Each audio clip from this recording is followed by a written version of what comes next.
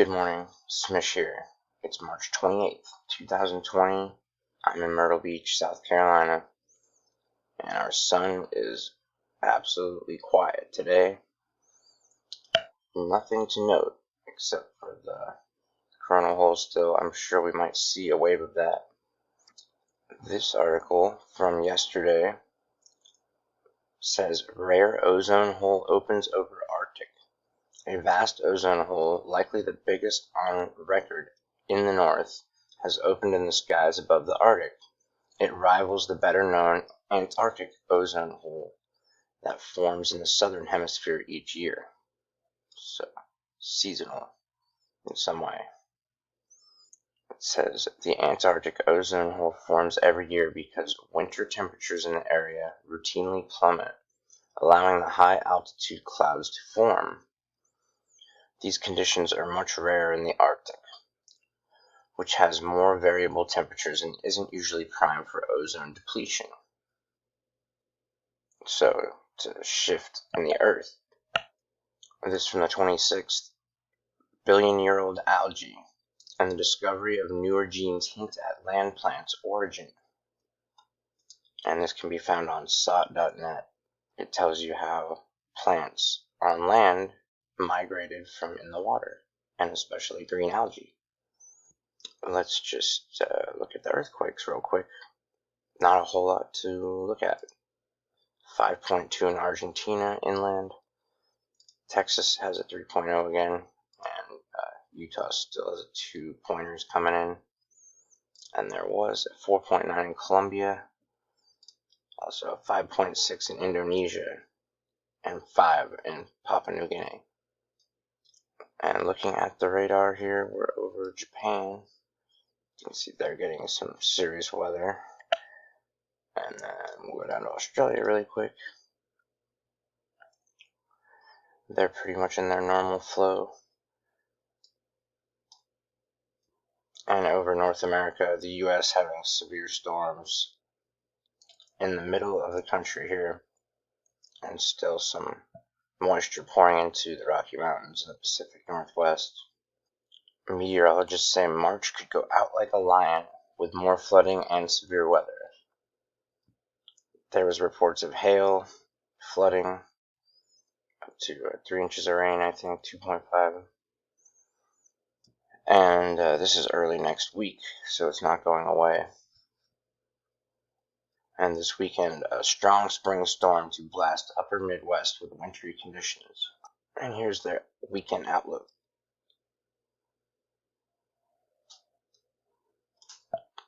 Area in question.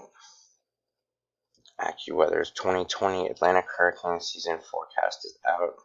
And at the same time, next to Australia, they're saying that there's really good chance that that storm we just looked at could develop. And these are the numbers they're going for. 14 to 18 storms, 7 to 9 hurricanes, 2 to 4 major, 2 to 4 impacts. And this is an article on AccuWeather also. This is a tracker for cases of coronavirus. It has all the quick facts, the stats. I think they run pretty current. And you can zoom in on the map here and kind of see how bad it is right around you. And people, please don't travel. People are talking about coming here to their other home. No, stay where you are. I almost missed this one. 27th of March, Indonesian volcano spews massive ash cloud 16,000 feet into the air. That last one was Merapi, and this is Ibu volcano in Indonesia filmed erupting at night. This is from the 26th of March. Pretty cool looking. From the 27th of March, very large avalanche buries road near Eisenhower Tunnel, Colorado. Sputnik News reporting on swarms of bats dropping dead in Israel. No physical trauma. And lightning bolt kills 2 and injures 3 in Malawi. And here's our next awake problem. Garden center hoarding begins. Spring on hold across Europe.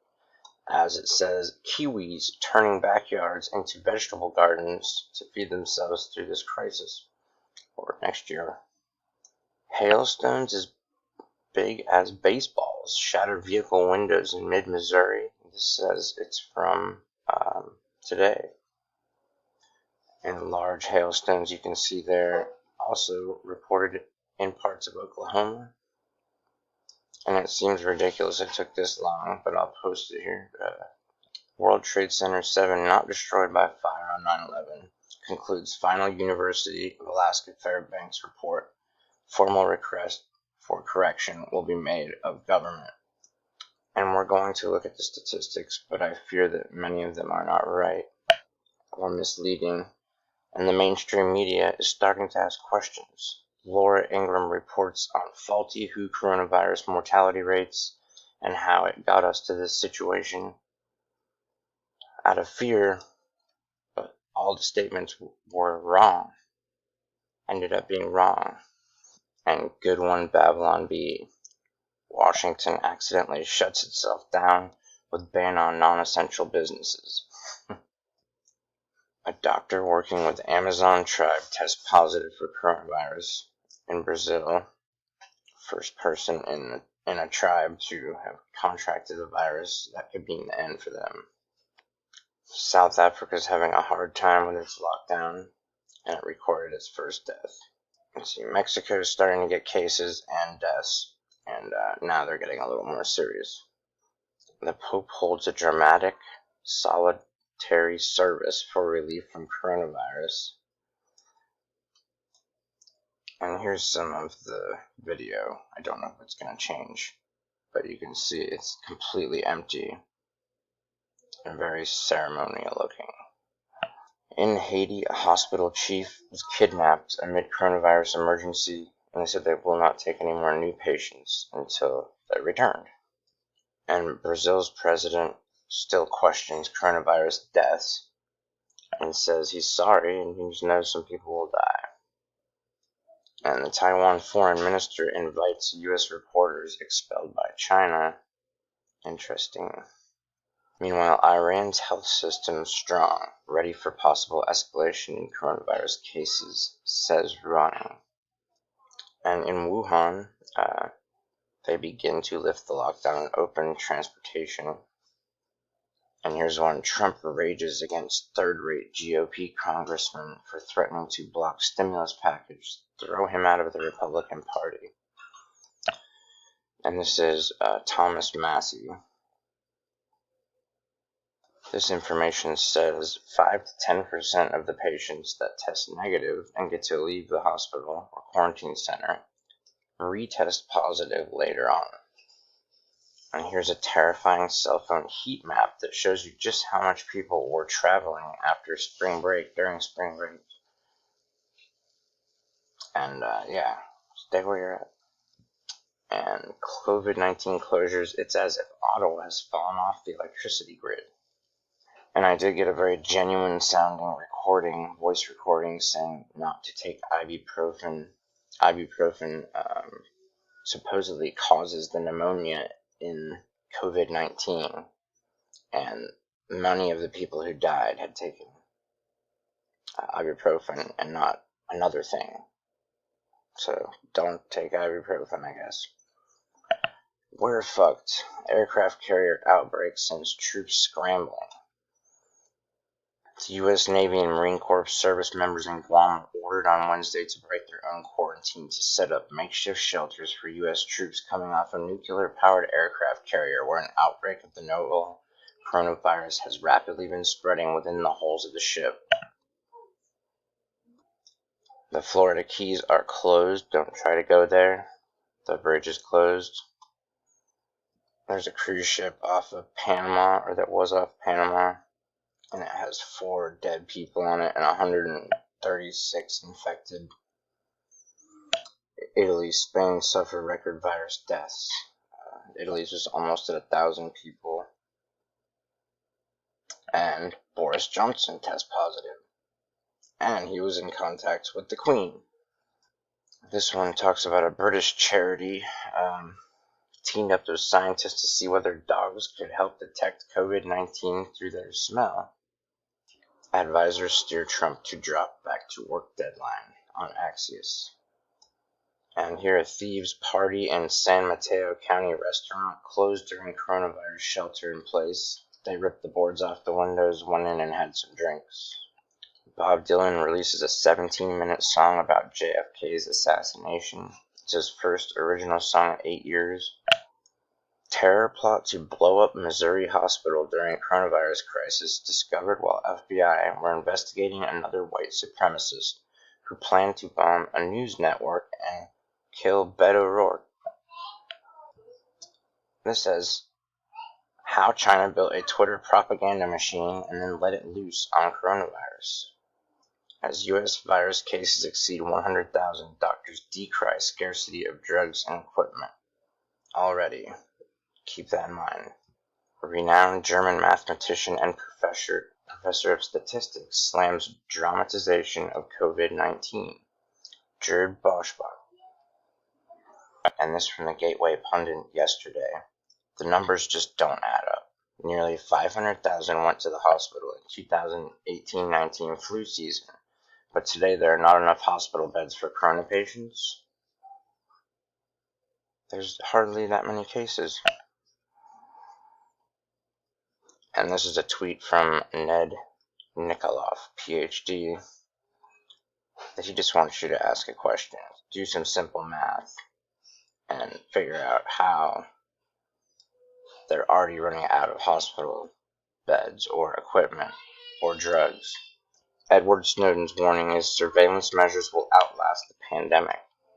Big tech teams are jumping at the opportunity to work with the White House to battle COVID-19 and spy on us all. The corporate media obfuscates war crimes, especially now that everyone's distracted. They just hide what's going on. In other news, don't mention it at all. Trump says, open your stupidly abandoned plant. Trump lashes out at GM and Ford over ventilator delay. And I'm sure there's just coincidence, right? That just happens. Coincidences like this. Jeff Bezos sold $3.4 billion of Amazon stock just before COVID-19 collapse. Because I'm starting to think it was a plandemic. And this devil, this is low even for you. Hillary Clinton uses record coronavirus deaths to bash Trump and gets virtual punches herself. She's basically laughing at people dying, saying, haha, look what you did, Trump. And people bashed her for it. Clinton was immediately set upon for her lowbrow shot. Not the first time you've laughed as Americans died, conservative pundit Jack, replied, referring to the same time Clinton, then Secretary of State, chuckled during a congressional testimony as Republicans grilled her on actions while a U.S. embassy in Benghazi and Libya was attacked by jihadists. 4 Americans died there. And this one is straight up from today on RT. Breaking ranks. Brazil's Bolsonaro questions need for COVID-19 lockdown, says deaths are exaggerated for political purposes. He compares it to a car factory. He says you can't stop a car factory because of traffic deaths. He said some people will die. And they are saying that 80% of the population might get it. So that's pretty much everyone that would get it or have symptoms. Needless to say, though, there's things you can do to keep your immune system boosted so that maybe it doesn't affect you or you don't feel the brunt of the pneumonia after. High salt diet weakens the immune system. This is from the University of Bonn. And this says how grandmother's gargling remedy could help abate the coronavirus. And this is simply gargling with salt water to prevent getting a cold or sore throat. And this is Barbara Lowy Fisher, the national plan to vaccinate every American. You can find this on SOT. Look up who Tedros is, the WHO chief commander. Look up who he really is in his history. There's information out there. Not a good guy. U.S. autism rate up 10% in new CDC report from 2 years ago.